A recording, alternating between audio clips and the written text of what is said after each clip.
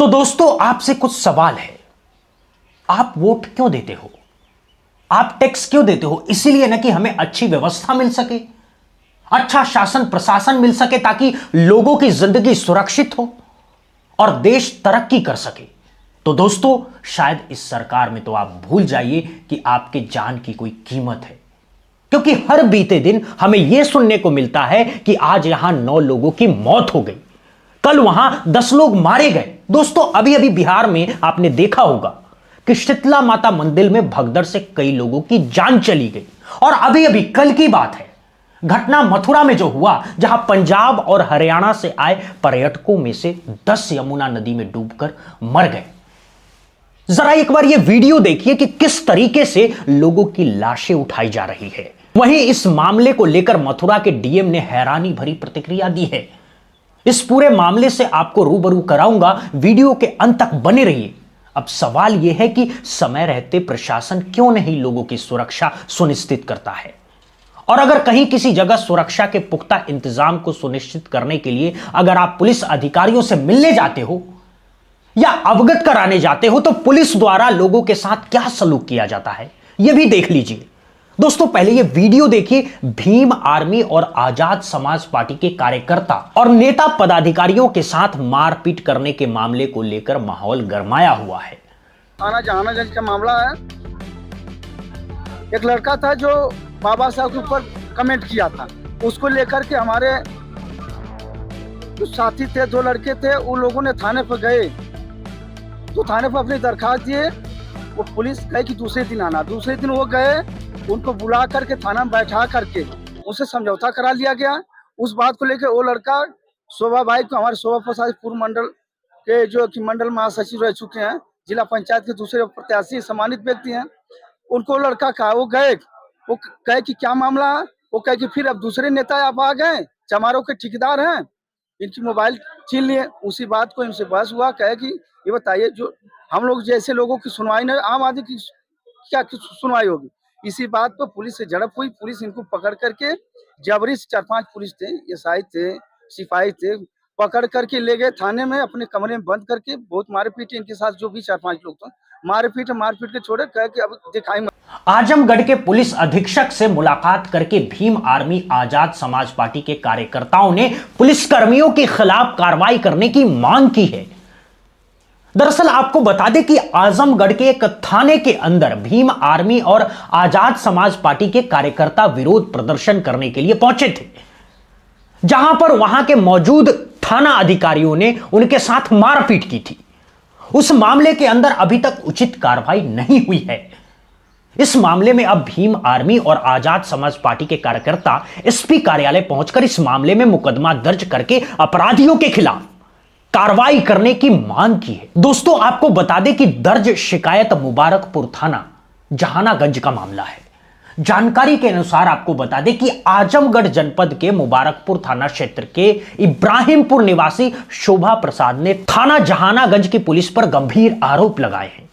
दोस्तों 8 अप्रैल 2026 को 11 बजे उन्हें आदित्य राज के साथ एक सामाजिक विवाद के मामले में थाने बुलाया गया था। परदेशी मोड़ निवासी अनुज सिंह द्वारा SC ST के लोगों के खिलाफ आपत्तिजनक जाति सूचक गाली गलौज की जा रही है। इसी के संदर्भ में शिकायत करने के लिए वो थाने पहुंचे थे। यहां पर मौजूद पुलिसकर्मियों ने अभद्र भाषा का प्रयोग किया, जाति सूचक शब्द का प्रयोग किया। आपको बता दें कि पुलिसकर्मियों ने एकजुट होकर उसके साथ मारपीट की, बेल्ट और पट्टे से पीटा गया, थाने के अंदर बंद कर दिया गया। दोस्तों इस दौरान मोबाइल छीन लेने का भी प्रयास किया गया है। गंभीर हालत होने पर किसी तरीके से पीड़ित को वहां से बाहर निकाला, जिसके बाद उन्हें जिला अस्पताल आजमगढ़ में भर्ती कराया गया। दोस्तों पुलिस द्वारा झूठे मुकदमे में फंसाने की धमकी दी जा रही है, लेकिन अभी तक प्रशासन के लोगों द्वारा न तो अनुज सिंह के खिलाफ किसी प्रकार की कोई कार्रवाई की गई है और ना ही दोषी पुलिसकर्मियों के खिलाफ किसी भी प्रकार की कोई कार्रवाई की गई है।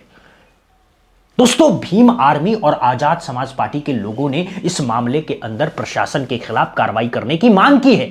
इस पूरे मामले में प्रशासन क्या कुछ कह रहा है वो भी सुनिए अब जरा। जहानागंज पर डॉक्टर भीमराव अंबेडकर जी पर अभद्र टिप्पणी के संबंध में एक प्रार्थना पत्र प्राप्त हुआ। इसी क्रम में 8/4/2026 को दोनों पक्षों को थाने पर बुलाया गया था। एक पक्ष द्वारा वीडियो रिकॉर्डिंग की जाने लगी, जिसे पुलिसकर्मियों द्वारा मना किया गया। इस घटना की एक वीडियो बनाकर सोशल मीडिया पर डाला गया था और इसमें पुलिस द्वारा समझाया गया और जो मूल प्रकरण है उसमें आगे की अग्रिम विधिक कार्रवाई। दोस्तों अब फिर से लौटते हैं मथुरा वाली खबर पर। 10 लोग डूबकर मर गए। दोस्तों यकीन कर पाएंगे आप, ये लोग उत्तर प्रदेश के वृंदावन में घूमने के लिए आए थे। पंजाब से, हरियाणा से करीब 30 लोग एक नाव पर सवार थे। नाव पलटी और उसमें सवार सभी लोग पानी में डूबकर मर गए।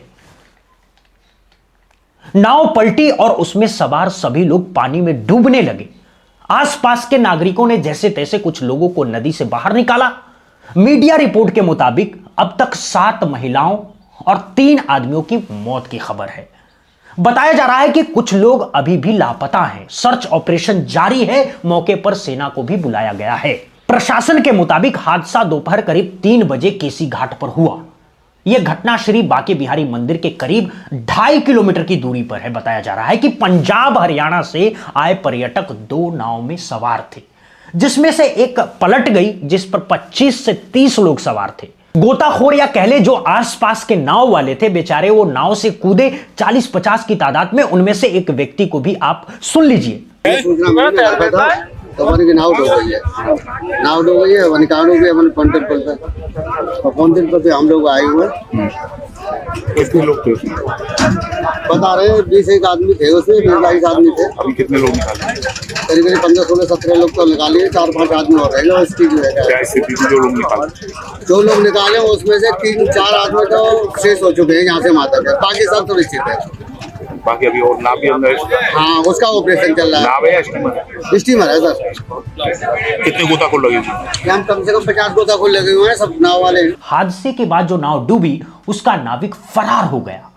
दावा किया जा रहा है कि नाव की क्षमता 15 श्रद्धालुओं की थी, लेकिन नाविक ने 25 लोगों को बैठा रखा था। दोस्तों घटना के वक्त तेज हवा चल रही थी। यमुना नदी के बीच में नाव तेज हवा से अचानक डगमगाने लगी और फिर पीपा पुल से टकराकर नाव पलट गई। तो देखिए दोस्तों डीएम चंद्र प्रकाश सिंह घटना पर क्या बोल रहे हैं। सर क्या हादसा हुआ है? देखिए आज बहुत ही दुर्भाग्यपूर्ण हादसा लगभग 2:45-3 बजे के आसपास यहाँ यमुना नदी में हुआ है। ये लुधियाना से लगभग 30 लोग आए हुए थे जो 2 नाव में यहाँ यमुना जी का भ्रमण कर रहे थे और ये दुर्घटना घटी है केसी घाट के पास में, और जिसमें एक नाव डूब गई है। अभी तक 6 लोगों के शव मिले हैं। काफ़ी लोग करीब 16-17 लोग जीवित भी बच गए हैं और भी तलाश जारी है। और मुझे पूरा विश्वास है जिस तरीके का रेस्क्यू ऑपरेशन चल रहा है सभी लोग बिहारी जी की कृपा से जीवित बचा लिए जाएंगे। अभी हमने राहत बचाव के लिए हमारे यहाँ चूँकि आर्मी का स्टेशन है, उनकी हेल्प मांगी है। उनके लोग भी आ रहे हैं, गाज़ियाबाद से एनडीआरएफ भी आ रही है। क्योंकि यहाँ लोकल गोताखोर भी काफ़ी संख्या में रहते हैं, उनको भी हम लोगों ने लगाया हुआ। तो सुना आपने डीएम साहब की बातें। उन्होंने कहा कि एनडीआरएफ की टीमें गाजियाबाद से आ रही है। ये क्या मजाक चल रहा है इस देश में? हमें समझ में नहीं आ रहा है। मथुरा में हुई और एनडीआरएफ की टीम गाजियाबाद से आएगी। अब आपको आने में 1-2 घंटा तो लगेगा। अब उसके बाद वो क्या करेगी ये बताएंगे क्या डीएम साहब, मथुरा वृंदावन का प्रशासन? दोस्तों अब बात कर लेते हैं लापरवाही की, जिसकी वजह से कहा जाता है कि यह घटना हुई। और कैसी लापरवाही? लोकल मीडिया रिपोर्ट में दावा किया जा रहा है कि हादसे के वक्त ना तो नाविक ने और ना ही किसी श्रद्धालु ने लाइफ जैकेट पहनी थी। अब सभी लोग लाइफ जैकेट पहने, इसे सुनिश्चित करवाने का काम किसका है? इसी प्रशासन का है ना, जो गाजियाबाद से आ रही है एनडीआरएफ की टीम। दोस्तों यकीन मानिए प्रशासन अपनी ये जिम्मेदारी ढंग से निभा नहीं रहा है। लोग लाइफ जैकेट पहने होते तो इतनी जल्दी नहीं डूबते, उनके बचने के चांस कई गुना बढ़ जाते। दोस्तों दूसरी लापरवाही जो मीडिया रिपोर्ट में सामने आ रही है वो ये है कि नाव पर क्षमता से ज्यादा लोग सवार थे। ऐसा न हो, इसे रोकने की, सुनिश्चित कराने की जिम्मेदारी भी इसी मथुरा वृंदावन प्रशासन की है। डीएम चंद्र प्रकाश सिंह और उनके अधिकारी क्या इन सवालों पर जवाब देंगे? पर्यटकों के इस ग्रुप में शामिल अन्य लोग क्या बता रहे हैं जो बच गए हैं, उनको भी आप जरा सुन लीजिए। गाँव से चलिए बस है, कोई कहाँ से है कोई कहाँ से है ये हमें नहीं पता। जो हम लोग जो 8 जने हैं वो लुधियाना से थे, जो हमारा ग्रुप आया है उसमें कोई मुक्तसर से है, कोई जगनाव से है, कोई कहाँ से है हमें नहीं पता, हम नहीं जानते। कार्यक्रम था यहाँ पर, हमारा ट्रिप था, हमारा सारे मंदिरों की यात्रा सारे, तो हम लोग आज अभी सुबह पहुंचे हम लोग 9 बजे, और पहले हम लोग गए हैं निधि बन गए हैं। आप गए? हाँ, निधि बन करके बस हम लोग ने, बच्चों ने बुक की हुई थी नाव, बस हम बैठे हैं ये पुल आज सुबह आए हैं। अभी फिलहाल आए हम 30 तो होंगे, 25 जन है। जिन लोगों ने अपनी जान गंवाई उनके नाम भी सामने हैं दोस्तों।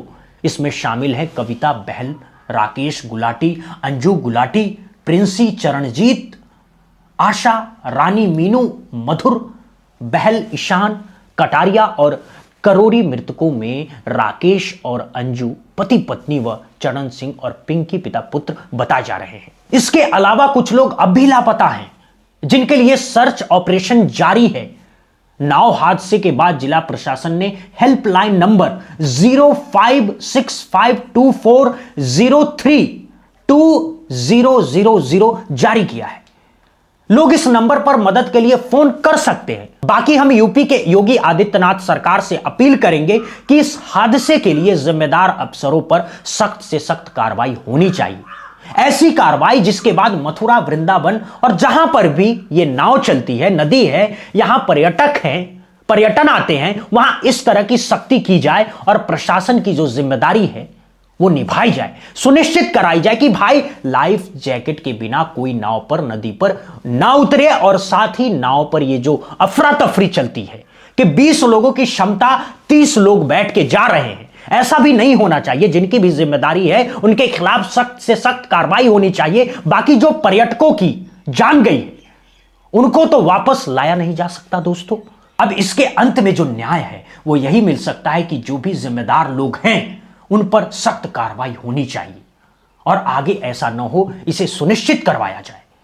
आप इस पूरी घटना पर क्या सोचते हैं हमें कमेंट बॉक्स में लिखकर जरूर बताइएगा। तब तक के लिए बहुत बहुत शुक्रिया, बहुत बहुत धन्यवाद दोस्तों।